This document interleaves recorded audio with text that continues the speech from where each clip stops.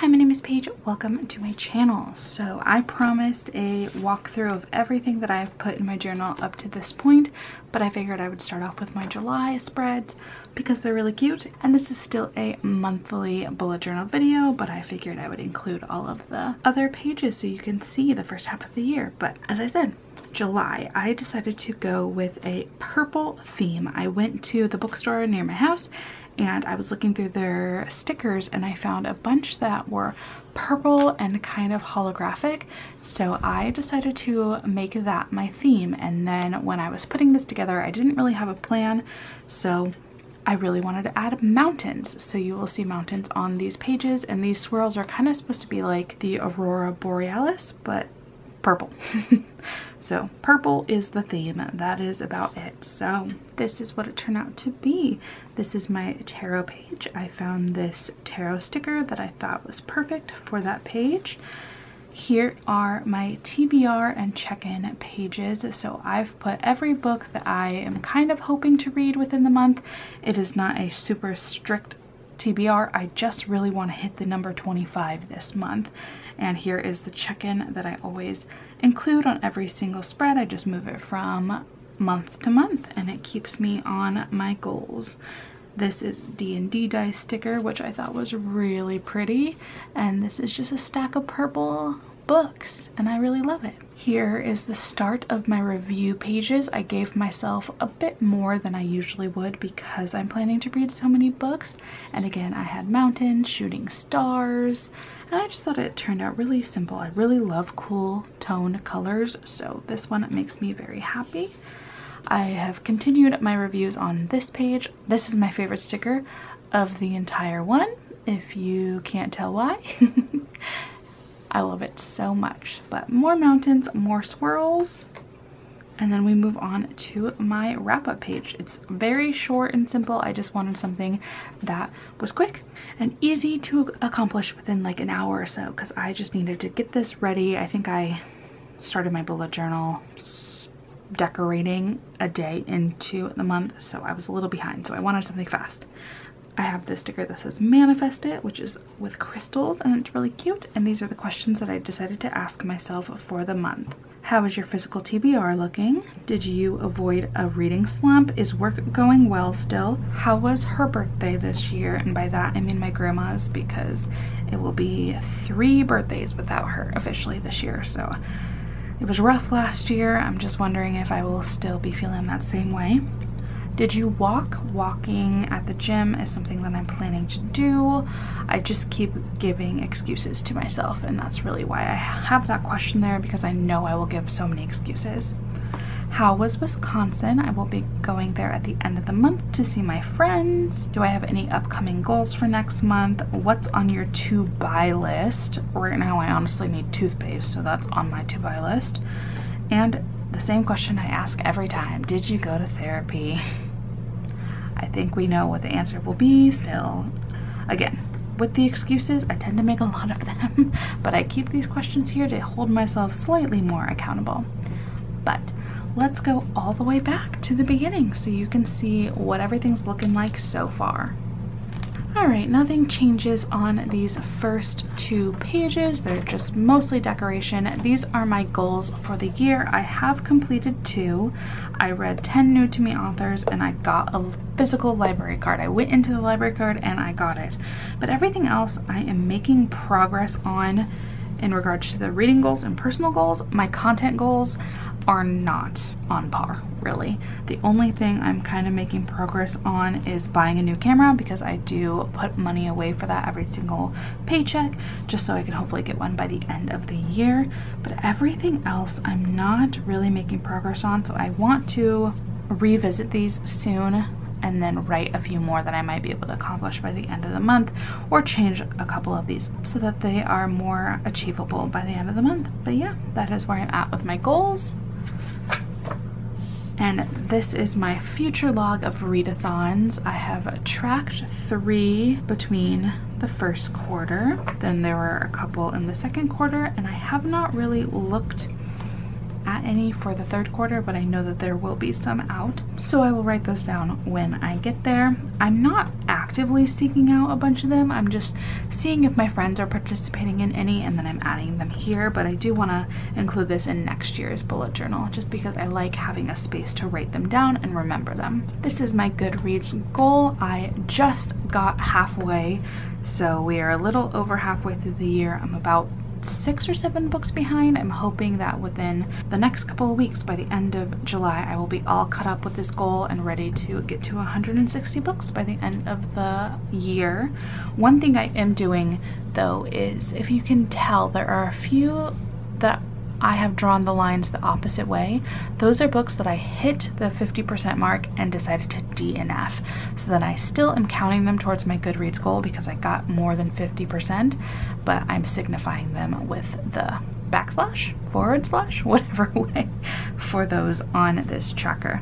This is not my favorite way to track them. I don't like that it's just lines. Next year I'll probably do something color-wise, but it's working for now. Right here are all of the books that we are reading for my book club. This was quarter 1, this was quarter 2, and we are into quarter 3 with fairy tale retellings.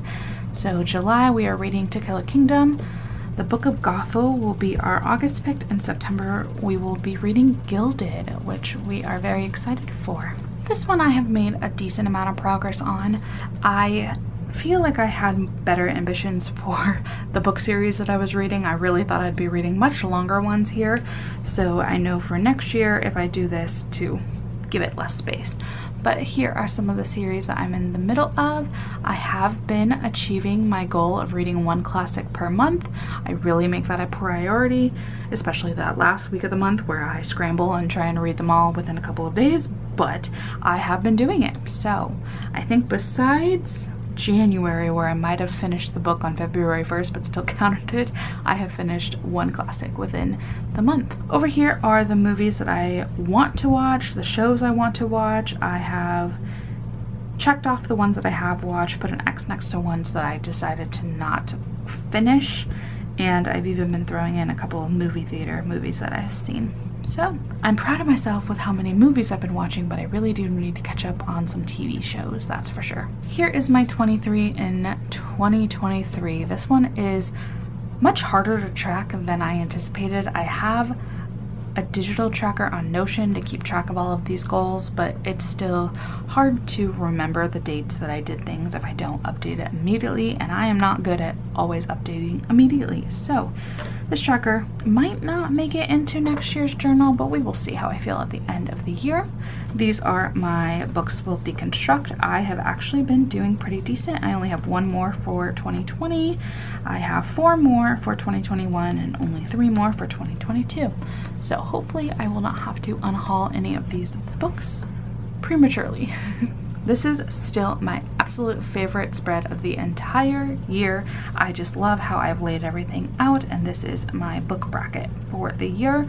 So far we have Taste of Golden Iron and The Way of Kings as my best books of the quarter, and Way of Kings slightly beat out A Taste of Golden Iron because it's more memorable to me. I feel more invested in these characters because it's a series than I did with this one because it's a standalone, and that is the only reason that I picked Way of Kings to beat this one. This one was so good though. I loved it so much, but I am super excited to see what my winner will be at the end of the year. And this is my physical TBR, possibly ebook TBR as well. I think I've included a couple of ebooks that I've owned. So at the beginning of the year, I wrote down every single physical book that I had on my TBR plus my ebooks, and I have been checking them off as I have read them. So the first column is books that I've read, second column is books that I've DNF'd, third is books that I've unhauled, and at the end of the year I will go and check any of the books that are still left unread. So we have filled up 2 full pages, or I guess that's 4 pages, plus this 5th one, and we are moving on to the 6th one. So I've been hauling quite a lot of books, but I also feel like by the amount of checks that you can see, I've been reading a pretty decent amount of my books. And I'm really proud of this section right here because these are the oldest books on my TBR, and I'm finally getting some of them crossed off. So very proud of myself with that one.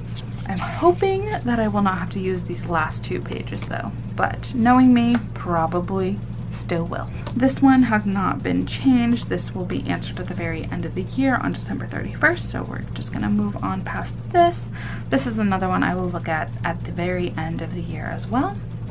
This is my tarot of the year. At the very end of last year, for like the 12 days after Christmas, I pulled 1 tarot card per day and I wrote down what my initial interpretation of that was, and then at the end of every month I have gone back and I have written down a reflection of how I felt that tarot card played into my life during that month and whether I agreed with my initial interpretation or whether I had a different one. So it's been really cool to see the ones that are matching up and the ones that are not, and I'm really excited to go at the very end of the year and look at all of these cards together and see if it really did show me what my year would look like. This is a page that I had totally messed up. I don't even remember what's underneath it, but I have just left it blank this entire first half of the year, and I don't know what I'm going to do with it, but I just kind of like having a little buffer page here. I might end up putting like Polaroids or stuff of me and my friends and family and other things that I've done throughout the year, but it's just going to remain blank until I figure that out. So now we are going to go into all of my monthly spreads and what those turned out like. I have already shown these in previous videos, so if you are not interested in seeing these again, that is totally okay with me. You can skip all the way until June so you can see that one filled out. But yeah, this is just going to be a recap of all of my monthly spreads. So January, I went for a gingerbread theme, which to date I think is the cutest thing I have ever done, but I am still a little bit traumatized from the hand cramps. That was so terrible. I about cried doing these. It was so tedious, but it turned out so good. So I wish I had the stamina to ever do this again, but I simply will not. But I think it's probably going to be my favorite of the year. February, probably my least favorite. I just decided to go with a scrapbooky theme, which you will see in most of them, and I went for a pink and orange color scheme. I do really love having all of these review pages, but I do get sad when I have empty pages. I feel like it's such a waste. So I figured that if in later months I read too many books, I can just roll over into these, or if I need to use these pages for something, I can, but it bums me out so much. This was my favorite of my wrap-up pages though, the plaid. I think it turned out so cute.